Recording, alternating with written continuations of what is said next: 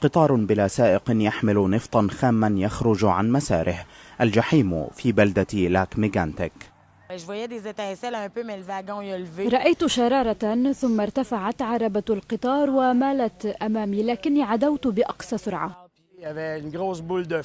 كانت هناك كرة لهب كبيرة فوق المقهى، قفزنا من على القضبان وما أن عبرنا الطريق حتى امتلأ الطريق بالنيران.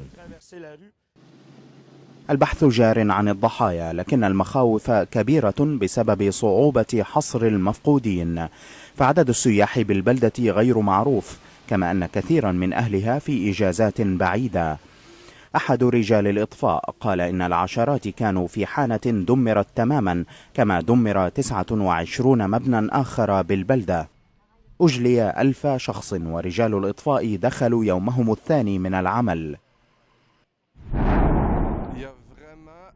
أحد السكان صور كرات اللهب.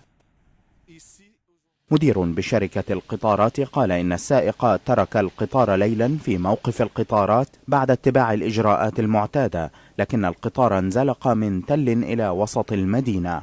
تقول التقارير إن المنطقة كانت شديدة الازدحام، غير واضح بعد لماذا تحرك القطار وخرج عن مساره. التحقيقات مستمرة، وأعداد الضحايا يتوقع أن ترتفع.